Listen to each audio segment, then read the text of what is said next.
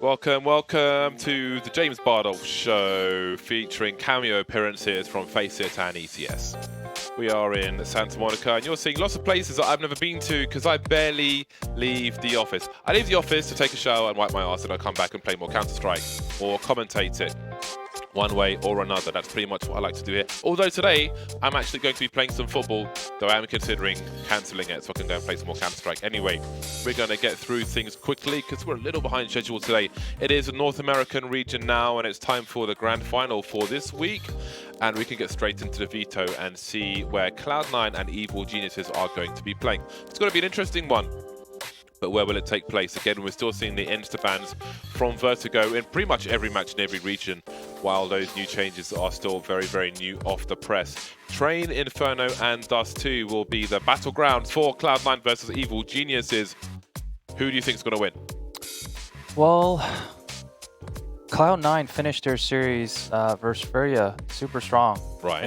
They got destroyed on their first map, Mirage, and then finished super strong. But Evil Genius looks even stronger, coming back from a 12-3 deficit yesterday. So I'm going to have to pick Evil Geniuses. So am I. Yeah. So Evil Geniuses, final answer. I think you have to pick them. Dan picks them as well. I'll pick them. I don't think Cloud9 will get more than a collective 10 rounds across 2 maps. Really? I think it's going to be a whopping 2-0. So you think a 2-0? I think Cloud9 are going to get ruffle stomped. Well, everyone just knows that that's a lie. So okay, Dan's fine with that. There you go. Let's look at what the people think out there on the internet. I mean, EG have to be a favourite because they're just a much higher ranked team at the moment. We have seen some promise from Cloud9, but there's still a mountain for them to climb. So they should be a favourite. They are a favourite. Now I'm really interested in how heavy a favourite Pinnacle will put Evil Geniuses. What kind of odds are we going to see? EG should be like 1.x. But it's the Cloud9 odds. Okay, 3.59, so that's really solid. It would be a giant upset. There would be Reddit threads for days if Cloud9 won it, but it doesn't mean that they can't. Doesn't mean that they won't. Maybe they shouldn't. But this is how things change. This is how you step up the ladder, by getting those upsets, by being the underdog, damn it. The game is live. We're live on Train. We're going to get straight into it. It's going to be pretty cool. Pretty cool, man. I think the most interesting Cloud9 matches are the ones against the strongest opposition. And this is some of the strongest opposition I can find in North America. It's a good map for them, but ultimately I think EG it's just too pound for pound. Yeah, they're behemoths. Either way, it is Pistol 2-man peek towards the upper area of the brown halls, and Daz will spot that and he'll back away. Into A. Goes the push, Cloud9, make progress, one at a time, down the train yard, towards the bomb train, and kills are being had by both sides now. Great pickoffs coming in from Mr. Tarek as he falls back down, and Stan finds position, and a kill as well. Beautiful start for EG, and now the Cloud9 with the desperation double back to B. Start as you mean to go on. Indeed, tunnel vision from Evil Geniuses maybe. There's a free bomb plant in this at least, and that means Kriegs, baby. You can't let them plant the bomb anymore. It is a crucial objective for both sides in the pistol round. That's on the flank, looking for the headshot landing, and eventually, and there's Breeza quickly trade. Automatic in a 1 versus 3. The bomb's been planted. It means Kriegs, boys. You know what it means. This is only part of the beginning. This is half the story. What do you mean? It's the first round. Yeah, I know, but this is tied with the second round. They're together now. The first round is not just the first round. Is this like when I said that 2 days is a day? It's just like a really long day. It's the same thing, isn't it? It is a long day for CTs if the T's plant the bomb, I'll say that much. Yeah, pistol round, it's like a 50-50 odds, but now you have bomb down on T side. Those odds swing heavily towards Cloud9. Ten's had 2850 and he opted to buy an MP5 over dropping a Krieg, which you know, he's got armor. But it's weird. It's weird to have equipped. I mean, it's not. I won't go as far as to say that you shouldn't, because if you're going to spend time, like in professional Counter-Strike, a lot of people are spraying through the smoke quite a lot. The advantage of that weapon is there are no tracers. The disadvantage is that the MP7, which takes the same slot, is better in every other way. But if you want to focus on the spraying through the smoke, or if you think the differences are negligible for the advantages of spraying through the smoke without traces, then more power to you. And knowing pro players, it's just a feeling thing, I would imagine, most of the time. Feels good, man. Feels good. That said, I have it equipped just so I can use it in danger zone. I have it equipped because I have a cool skin for it. Yeah, danger zone skin is very, very important to me. Breeze playing a very safe position, finds perfect timing, and the spray down is round winning. Because now the bomb has nothing to work from. It's just Kusta, who's on the high ground, who's now being dealt with. He has been put in the ground. That's all Daps can do to try to escape. Re-picks the scouts. And it is his scalp that will be claimed. And 2-0 for EG. So they're going to start off perfectly, and they have dealt with the kind of force buys that can be very dangerous. I think trains may be a harder map to make them work, but still. Just a quick note once again, there are community casters covering this match on caffeine.tv as well. So if you want to support the little people, then you can go and say hi, drop in the chat, give them a wave.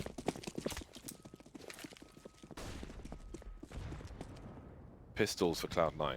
The Kriegs have failed, but they haven't been collected by EG, and with how tight the choke points are, that's a huge win. That's a wide swing from Daps. He has minimal information. He knows that there is one on B.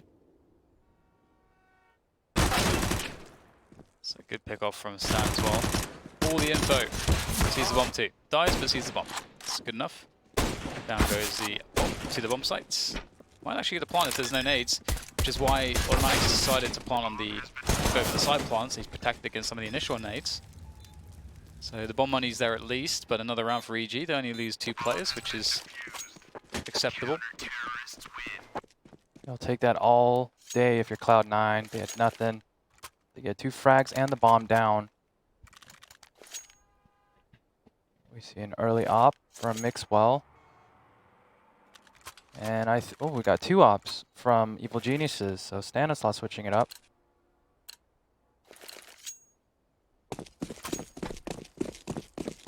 Double ops. It's going to be really interesting. Stan's going to go straight to the B ramp. Playing B alone for the moment. The early times of the round. Great push in front of the smoke from Cirque. I'm always a fan of going for those. And Ethan with the punish towards Automatic. Not a good start for the first big buy for Cloud9. Gets worse as well. The 1 versus 1 against the AWP of Stan is definitely a problem. Now Mixwell makes his appearance from T-Con, but with 5 CTs left alive, everything is covered with multiple players. Mixwell gifted a kill from Cirque.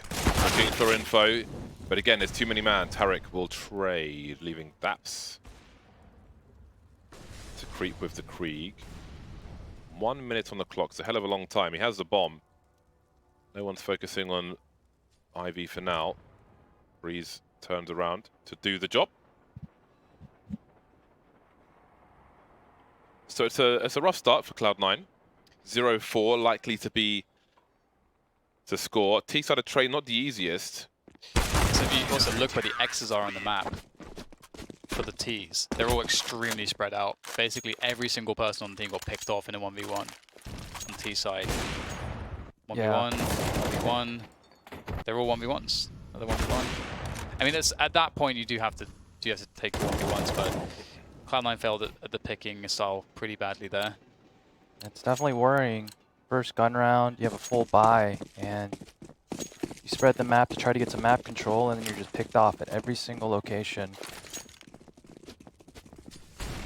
We can't forget that EG, despite this being a map in Cloud9's wheelhouse, EG are extremely strong here.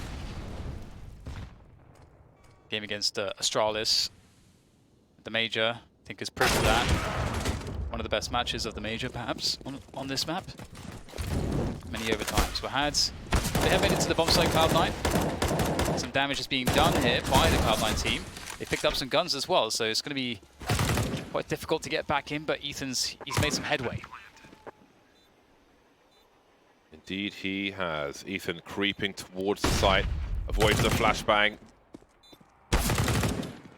Automatic taken out. Mixwell now. How much does he risk to try and win this round at this point? Kustar dancing around. Mixwell starting to creep with the AWP, but with 10 HP, what can he do? He has an incendiary, but the smoke is down. He's going to go for it. It seems he is. He might have an angle if he's fast enough, but he isn't. Got to run away. Hold on to that AWP. 5-0 Evil Geniuses. It's interesting, the compulsion to reload at the end of a round, even if everyone's dead. Good habits, I suppose. So we've seen 3 bomb plants in 5 rounds. And at this point, at max loss bonus, every bomb plant means a bye next round, win or lose.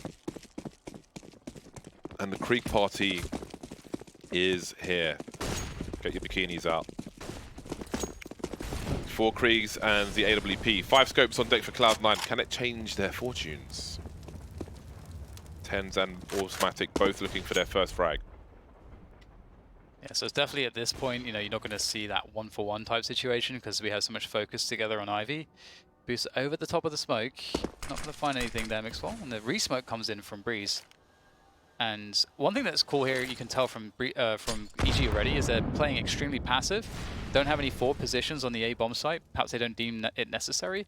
Got a 2-man setup towards B in the mid parts of the B yard, which is extremely safe. You allow the Ts to come in if they want, and then you just hold and make sure that you maintain connector control for the other CTs. EG are just trying to see, okay, where are you? If we force you to like run into a bomb site, set piece, run something, what happens? It's kind of where EG are at right now.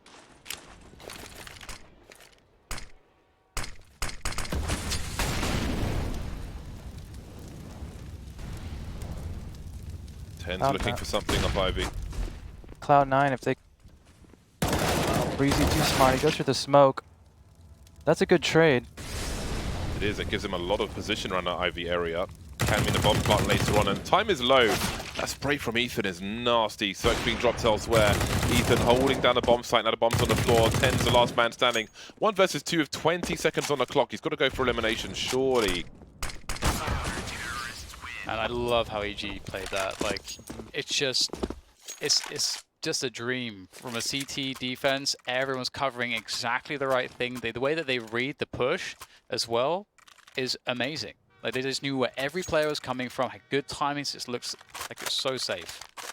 Really got to see the strength of that compact passive setup. Cloud9, they were able to get out in the site, but then you also have to get the bomb down. EG holding strong.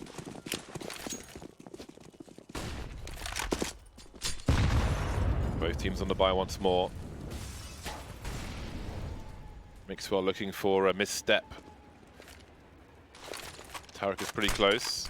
And Mixwell, you can see him fearing the flashbangs. That smoke may be self-preservation and to hold the map control, even though the CTs could be just around the corner. Might not be able to do so much of it, but at least it hasn't been taken by the geniuses of evil. So, yeah, a similar-ish setup from EG in terms of it's fairly passive. And so this is really interesting because it does, you know, you give Cloud9 the chance to run their D4 here as opposed to being disruptive. So they have to make something of it, but as, you know, Ron said, the actual take of the sites becomes harder due to the passive approach of the CTs. And speaking of which, we get a push into the ladder room, which is timely here from Ethan because we're going to get the totem drop coming in. It seems Ethan taking some heat.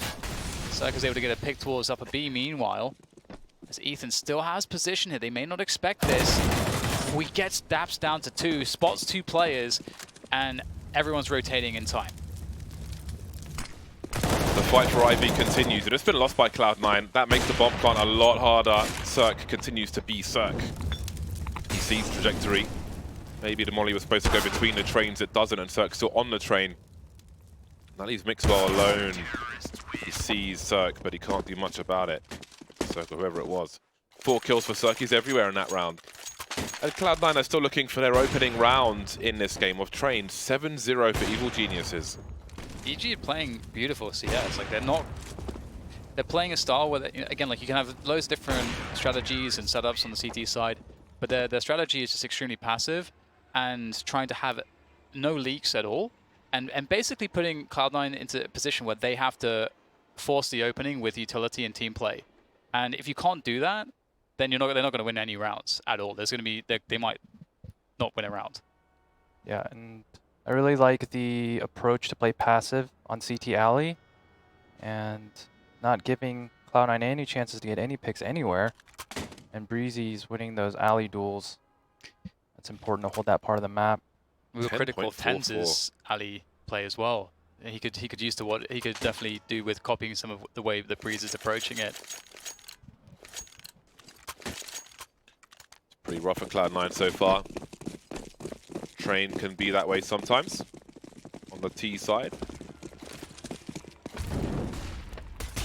It's great to see more and more really strong teams in North America. It was a drought for the longest time. But they got there, they made it. New talent rose. Old friends battling now, Tarek and Automatic. Nothing safe. So much damage done. Breeze looking for some info, playing it again extremely safe. He knows his opponent has a deagle, and Breeze is playing it to just force Tens deeper, at which point Tens would be a guaranteed trade from Cirque if he was to challenge Breeze. Instead, he goes back for the bomb as B is now occupied, but it's by design. Once again, look at the fact that ZG has taken 0 damage here. There's position for the T's, but the setup's so tight. Finally a kill. Daz picks up that one. Breeze has died once, Tarek's died 2 times, Ethan's died 2 times, Stanislaus died 2 times. Cirque is the only one who's died more than 2 times, and we're on the 9th round now. Yeah, this is troubling for Cloud9. Their default slow style, spreading the map, it's not working. I think they try a set piece here, whether that's just delay, enter, just throw your normal smokes and get out, or some kind of smoke exec outside. You need to force EG into awkward situations and fights. Utility goes out, Automatic making his way through quickly into the train yard around the E-box position. Got to be careful around that smoke though, he might get spotted first, but the Krieg is so strong. Ethan taken out by Connector Tarek, trying to make a difference, and he will for now. But Kusta will trade, we've got to push into the B bomb site, or through it rather, from the CTs.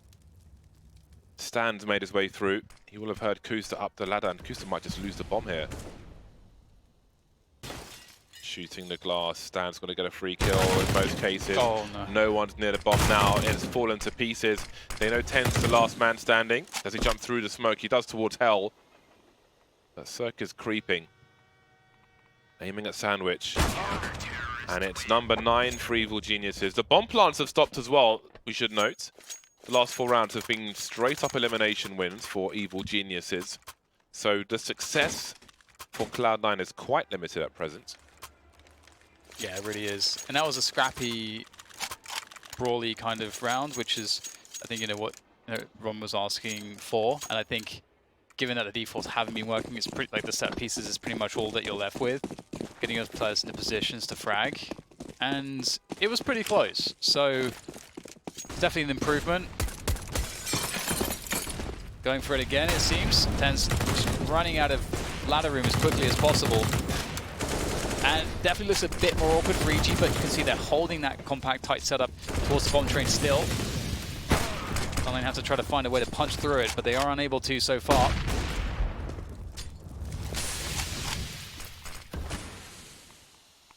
Cloud9 at the deficit in every possible way. That will even one of them up though. Kriegs continue, but Cirque is such a problem. 13 for 6 at present. And again, Daps is the last man standing. This has been a common occurrence this week as well. Wonder if you'd want to design it so one of the stronger clutch players was left over. But often it's Daps. And he'll be taken out by Tarek. By the greater numbers of Evil Geniuses, they make it to 10 now. 10-0, and it's moving pretty quickly. Yeah, I think it like 5 or 6 zeros or something. I said that it's just the way that it's going right now. Cloud9 are not going to win any rounds.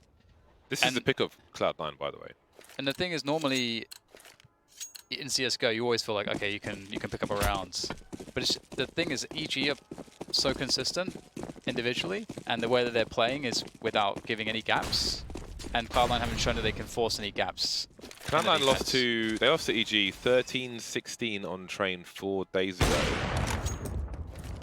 But this is looking very, very different at the moment. Can make a hell of a difference though if you start on the CT side. But it will be EG on this occasion. Finally an opening kill for Cloud9. It might be one of those weird situations where maybe they get a bomb planted at the very least. It's going to say around a bit, but quickly escalated. And again, Daps will fall last, and it's 11-0. The fact that Cirque gets that CZ kill, just like that, like one kill. Now it's a 1v3 instead of a 2v3. It's so different, such a different spot. Yeah, and playing with confidence. Yeah, and you have aim like that. And if I'm Cloud9, I'm doing something outside again. The 2 previous rounds, they've done something fast outside, and they've forced those, scrappy fights like you mentioned, Daniel, and that's what they need. 2 AWPs for Evil Geniuses, early flashes, HEs, incendiaries, and Pursuit 10's down to 16 HP. I'm not even sure if you saw anybody. They're 5 and A. CTs. They started 5 and A. Just now putting someone back. They expected it. They expected the A rush, and they were right. However, it is a 4v4, and now Stan has gone very passive on B. That's a very big nade. Ooh, automatic opening up the B bomb site. With that, the bomb does need to be collected. It is down. I don't know if that's T-Con. I think it must be in T-Con. It's got to be in T-Con. And so that's going to kill some time here. EG might find themselves position, or maybe it will be Cloud9, because Daps might have the master stroke if he's able to get behind the CTs and CT spawn. It's interesting that EG have chosen to fall back to CT spawn with 2 players. But no one actually has this angle, and they've had no information towards Ivy for quite a while. Remember that 180 from Mixwell in this ball's position. Oh no, you can't believe it, can you? That had to be a kill. So much potential there, but the CTs are out of position. Cirque will make his way forward. A rare miss from him at its most urgent time. Breeze will make his way to the whole bomb. Automatic stare for the headshot. He won't miss. And that's the first round in the bag for Cloud9. Money's not fantastic for them. Certainly is for Evil Geniuses, though it can disappear pretty quickly. But it's only 4 rounds possible for Cloud9 at this point. At least that's got the information on B. Yeah, it's a really sick kill. Again, something that you can't do with an AK-47, but with a Krieg, anything is possible. They pick up their first round, but again, whether or not that's replicable doesn't seem likely. But they kind of have to keep doing what's been working, which is only one thing, which is getting people out onto the A yard quickly. And you can see that EG, they are just holding back. They really don't want to give up a frag early. It seems like they're trying to play the most consistent rounds possible, taking the least risk possible. I think if they're playing a team like Astralis, they're going to be taking way more risks because you have to be able to do that against the super elite level. Cirque has a lot of information here. He knows Ali's clear, and then we see Breezy cheating towards inner. Well, here comes the bundle into the B bomb site from Cloud9. Stan will left his teammate, but the swings are here with the Kriegs. There is a lurker taken out at the very least, but there's more work for EG to do because Cloud9 has got a man advantage. And it seems they may not go for this again. Their money was sapped just with the 1 round for Cloud9. The attrition done in the other rounds makes things very costly for Evil Geniuses.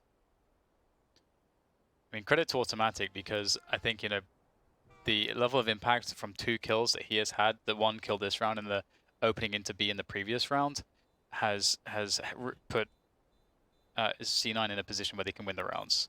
Like that 1v1 that he just won, you often see the CTs win those and be able to kind of hold that position, maybe even get a 2nd kill, or at least fall back and delay, bring your teammates in for the retake. Automatic wins that fight. Considering Cirque lives in North America, what do you... Actually, I'll ask in a second. Let's look at the replay first. Oh my god. Oh, that's unreal. That is real crazy. Oh, that was a spray transfer. Yeah, he brings his crosshair down as well. All right, so considering Circle is in North America, right? What do you think he says when I ask him his name in Starbucks? That's what I thought. Probably does a launders. What does he say, like Bob or something? I don't know. He has a fake name for Starbucks. Or Alan or something like that. Cloud9 looking for number 3. I remember when the animations were upgraded, so when you drew a weapon, you could see it come out a certain way. Something to be learning. Like the AWP swings forward, as you saw there. 3v3, Daps takes that Tarek through the smoke, and there's a chance for Cloud9 on the A bomb site. Only 2 of the 3 players here. One of them is Cirque though, and that tends to be a problem. Creeping, looking towards the ladder room. Kusa presses to make the play, but Cirque has the perfect timing despite being completely white from the flashbang. EG clean it up. 12-2. Very, very strong CT side from them so far. They're playing really solid basics. And hitting all their shots. yes. Hitting all their shots. Fortunately for Cloud9, they do have a full buy. They have all the weaponry and equipment you can ask for. And this is a must-win. We saw Automatic step up and get them 2 rounds. Hopefully someone else from Cloud9 can show up. They desperately need this last round. Deep HE grenade. Maybe that will make a headshot with the M4A4. Have more impacts. The Molotovs will force them away from main. Look at the pressure from EG and more grenades. The level of detail, they lined up perfectly. Not even a penetration kill. He only saw 1. He gets a bonus frag out of it. Thank you and goodbye. Devastating way to begin the last round of the first half. That's a damn shame. Breezy too strong. He's so good. Must be terrifying every time you hit Ali, you know he's there. He always mixes it up, plays aggressive, plays passive at the right times. No trade really possible there, which is definitely rough. Tarek hitting his shot as well. And the positioning that EG have used, you know, it can be a double-edged sword when you play really far back, because if you play really far back, you allow this tease to get position around E-Box and Olaf and the round train. However, what also happens is that, you know, the tees have to make it across. But I'll finish the point because in a bit, because we have a quick break. We'll see if Cloud9 can make any kind of a comeback here in the second half. We'll see you soon.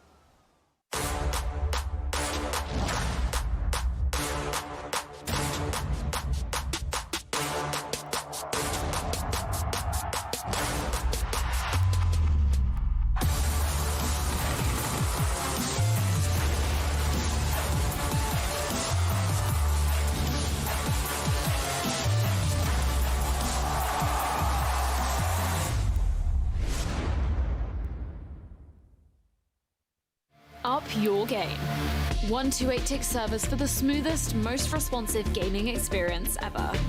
Ensure you game seamlessly with our state-of-the-art FACEIT anti-cheat. Track your progress with advanced stats within your community, country, or region. This is the true ranked experience. Sign up now at FACEIT.com.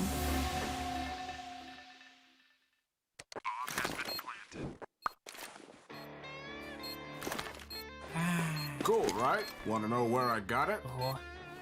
Well, look, go to CS.money. It's a trade platform and a marketplace at the same time. Just choose, click, and get. Good luck, bro.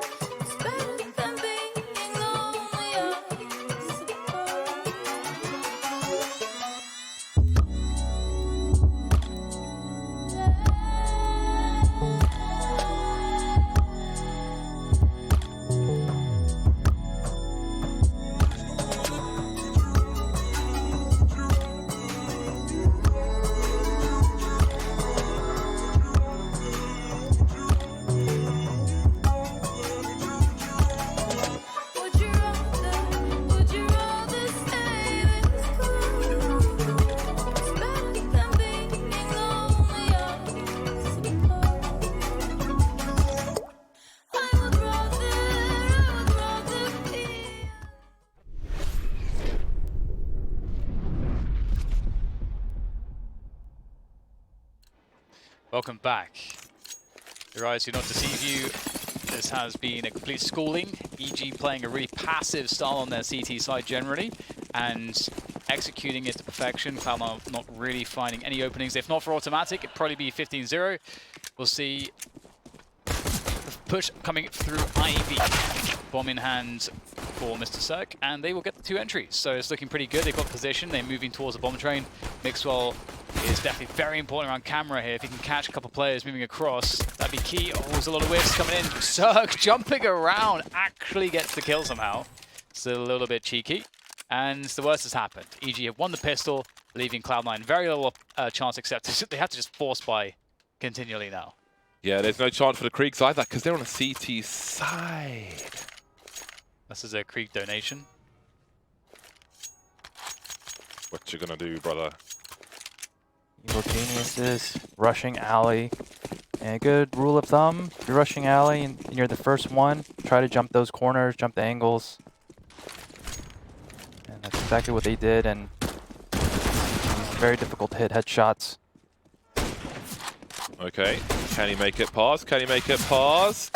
The aim punch, not what it used to be, but it still absolutely sucks. 2 players remain. Evil Geniuses on fast forwards. Kustanal just walking away, because what else is there to do at this point? He does not have the shark, the blood in the water scout. It's the only scout anybody should. Okay, there's two scouts that are acceptable. It's all I use actually. But what? This one? Yeah, the Snaptrack one. Why don't you have the blood in the water? Because it's not cheap, I'll say that. Yeah, you know I love sharks, right? The factory new one was so expensive that I didn't even buy it myself. I bought the minimal wear.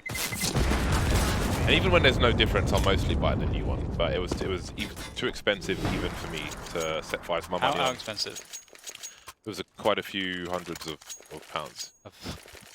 Because it's Nice. rare. Because it's rare. There was a weird thing with like Glock fades where the minimal wear Glock fade was more expensive than the factory new one because they were less common.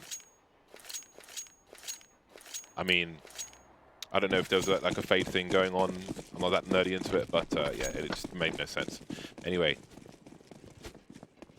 15-2. Cloud9 are on their last legs in this game of Train.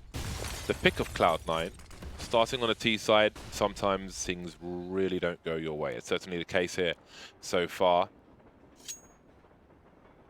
EG looking for a scent of desperation.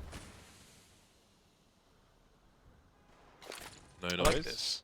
What do you like? The walkout upper. I think against the pistols, you've got Kriegs and so on. You can go past basically all the danger positions. Daps does really well to get a kill and a head dink there, but you can still see it's just not enough. Positioning too great, firepower too strong, and Breeze covers the flank. And now there's not really all that much to be done. Automatic will get a frag, but they know exactly where he is now. He can't get the gun, and he'll be finished off. 16-2. EG crushing Cloud9 in the first map. And, Migos. and what's that? Breeze's group is Migos. Ah. I like it. And I said that I didn't think that Cloud9 would get more than 10 rounds across the 2 maps. So You're doing well so far, Dan. I'm doing pretty well. Yeah. T-side of Train is a bit of a biatch. I don't know what else there is to say. Just complete domination from EG from start to finish. They started on the CT side, which is extremely favorable. They choked out Cloud9. They were organized. They made it as hard as it could possibly be, which is reflected by the score 16-2. Not much else to say at this point, really. Except it's a nice exhibition for Evil Geniuses, if you will. Yeah, it really was. Again, what was very cool, you know, if you're going to learn anything from this, I think this is a demo that if you are an aspiring player and a player on a team, you want to improve your team Counter-Strike. EG's CT setups, the way they played them, extremely simplistic and pretty replicable. You just have to be able to hit some shots too, but they played a consistent style that didn't rely on individual skill. Breeze 24-5. Great stuff. Again, it's just it's such a one-sided affair. There isn't too much to talk about. It's Inferno, right? Next. Yes. I'm Yeah, mistaken, so it is EG's Inferno. map pick. Yeah, they are 100% on Inferno in the last 3 months. So It's crazy. we'll see what Cloud9 are able to do after the break.